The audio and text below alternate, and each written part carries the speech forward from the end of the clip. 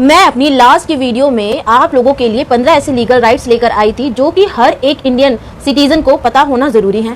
तो सबसे पहले जान लेते हैं कि लीगल राइट्स क्या होते हैं। लीगल राइट्स कानून के द्वारा एक्सेप्टेड और प्रोटेक्टिव होते हैं और जो भी इन लीगल राइट्स को तोड़ता है वह कानून द्वारा पनिशेबल भी किया जाता है।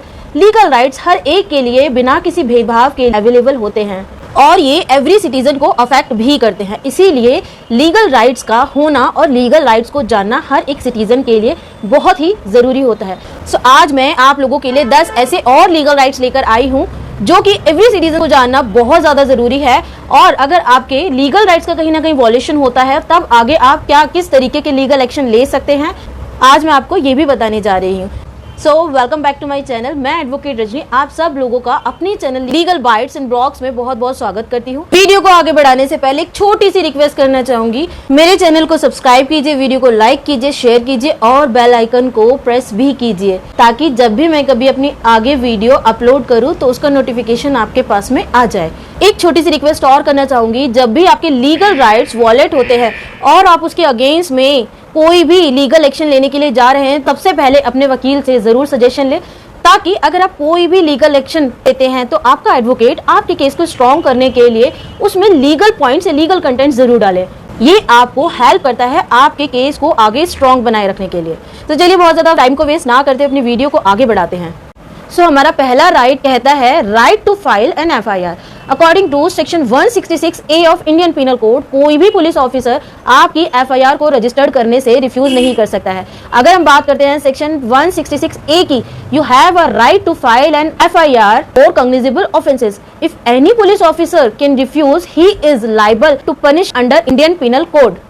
यानी कि कॉग्निजेबल ऑफेंसेस के लिए FIR कराना आपका अधिकार है और कोई ऑफिसर या पुलिस ऑफिसर आपकी FIR करने से मना करता है तो इंडियन पिनल कोड के अंदर वह सजा का हकदार होगा। Now what to do when your right is violated, यानी कि अगर आपके अधिकार वॉयलेटेड होते हैं तब आप क्या कर सकते हैं। अगर कोई ऑफिसर आपके FIR लिखने से मना कर देता है, आप उसकी अपर अथॉरिटी में या सीनियर ऑफिसर को उसकी एक रिटर्न में कंप्लेंट दे सकते हैं। Second, complaint to judicial magistrate और MM, यानी कि अगर सीनियर ऑफिसर से कंप्लेंट करने के बावजूद भी आपकी FIR रजिस्टर्ड नहीं की जा रही है तब आप लीगल एक्शन ले सकते हैं और अपने जुरिस्डिक्शन के अंदर किसी भी जुडिशियल मजिस्ट्रेट या फिर MM के अंडर एक कंप्लेंट लगा सकते हैं अंडर सेक्शन 156 क्लॉज 3 के अंदर, या फिर आप हाई कोर्ट भी मूव कर सकते हैं और एक रिट पिटीशन फाइल कर सकते हैं अपने राइट्स को प्रोटेक्ट करने के लिए। सेकेंड राइट है right to claim a refund. अब कंज्यूमर प्रोटेक्शन एक्ट 1986 के अंतर्गत यह एक्ट हर एक कंज्यूमर को पूरा रिफंड करने के राइट की गारंटी देता है, या फिर अगर आप अपनी खरीद से सेटिस्फाई नहीं है या फिर आपने कोई ऐसा प्रोडक्ट या फिर सर्विसेज खरीदी जिसका आप यूज नहीं कर पा रहे हैं तो कंज्यूमर प्रोटेक्शन एक्ट 1986 के अंदर आप अपना रिफंड क्लेम कर सकते हैं। अब अगर हम बात करते हैं कि आपके राइट अगर वॉयलेटेड होते हैं तो आप क्या कर सकते हैं।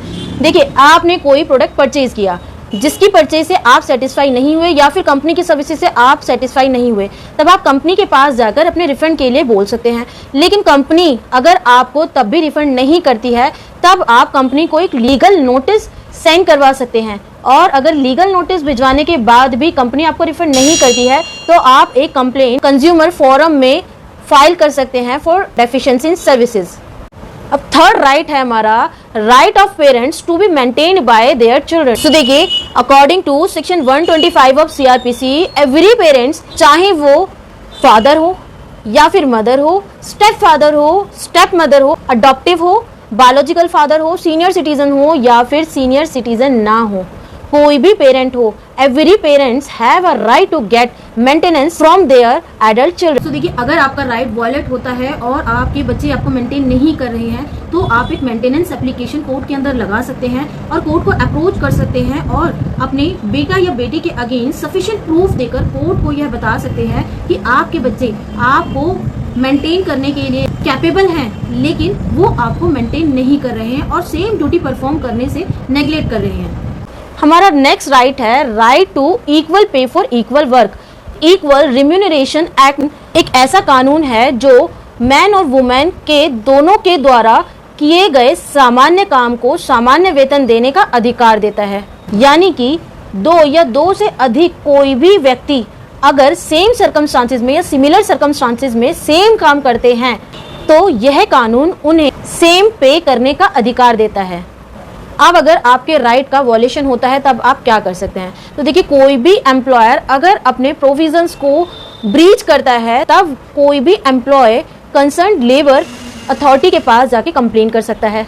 अब कंसर्न लेबर अथॉरिटी वेरिफिकेशन के बाद अपनी जांच स्टार्ट कर सकती है और अप्रोप्रिएट लीगल एक्शन भी ले सकती है उस एम्प्लॉयर के अगेंस्ट। अब नेक्स्ट राइट है हमारा right of a woman when she is arrested. According to section 46 of CRPC, apart from some exceptional circumstances, किसी भी वुमेन को अरेस्ट नहीं किया जा सकता आफ्टर सनसेट और बिफोर सनराइज, यानी कि शाम के 6 बजे के बाद किसी भी महिला को अरेस्ट नहीं किया जा सकता और ना ही सुबह 6 बजे से पहले किसी भी महिला को अरेस्ट किया जा सकता है। सेकंड, किसी भी महिला को कोई भी मेल पुलिस ऑफिसर अरेस्ट नहीं कर सकता, यानी कि एक फीमेल को केवल एक फीमेल ऑफिसर ही अरेस्ट कर सकती है। अब अगर यहाँ पर आपका राइट वॉलेट होता है और कोई भी पुलिस ऑफिसर आपको इस टाइमिंग के अंदर अरेस्ट करता है या फिर कोई भी मेल पुलिस ऑफिसर आपको अरेस्ट करता है तो आप अपने अरेस्ट को रिफ्यूज कर सकते हैं।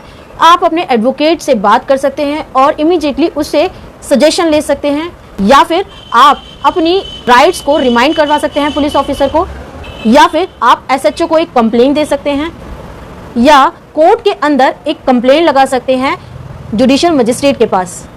नेक्स्ट राइट आता है हमारा right to take legal actions against a traffic police if a officer snatches the key of your vehicle, यानी कि अगर कोई भी ट्रैफिक पुलिस आपके व्हीकल में से आपकी चाबी को जबरन छीन लेता है तो आप उसके अगेंस्ट में क्या एक्शन ले सकते हैं? तो देखिए, अकॉर्डिंग टू मोटर व्हीकल 1988 कोई भी ट्रैफिक पुलिस ऑफिसर आपके व्हीकल से जबरन आपकी की को स्नैच नहीं कर सकता है या जबरदस्ती आपकी की को नहीं निकाल सकता या खींच सकता है। अगर कोई भी ट्रैफिक पुलिस ऑफिसर ऐसा करता है तो सबसे पहले आप उसके इस एक्ट की वीडियो बनाइए या फिर उसके क्लिक कीजिए और आप उसके अगेंस्ट एक क्रिमिनल कंप्लेंट फाइल कर सकते हैं।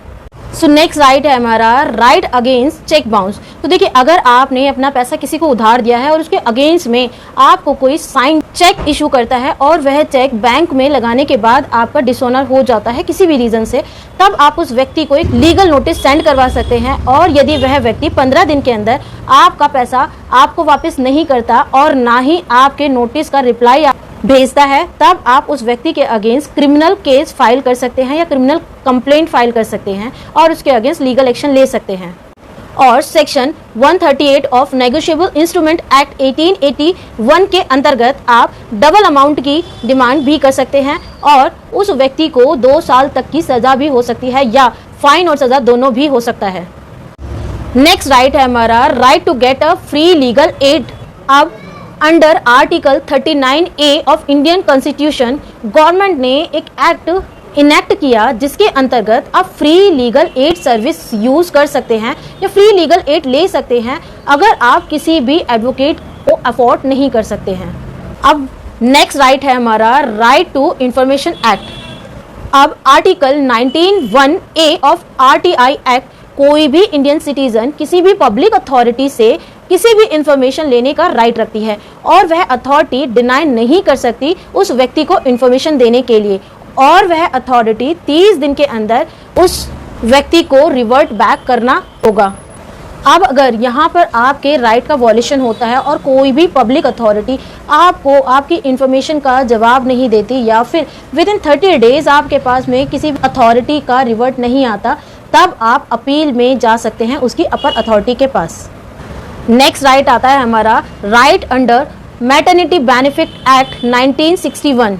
Now as per maternity benefit act 1961 कोई भी कंपनी किसी भी प्रेग्नेंट लेडी को फायर नहीं कर सकती या उसे कंपनी से इस कंडीशन पर नहीं निकाल सकती कि वो प्रेग्नेंट है। अगर कोई भी कंपनी ये करती है तो उसे 3 साल तक की सजा हो सकती है इस एक्ट के अंदर और यह एक्ट एप्लीकेबल है प्राइवेट और पब्लिक सेक्टर दोनों पर ही। सो होपफुली आज की वीडियो आप लोगों को अच्छी लगी होगी। अगर वीडियो अच्छी लगी है तो प्लीज़ चैनल को सब्सक्राइब करना ना भूले, वीडियो को लाइक करना ना भूले, वीडियो को शेयर करना ना भूले। Keep supporting, and if you have any query regarding your legal matters, you can drop a DM for me. Thank you.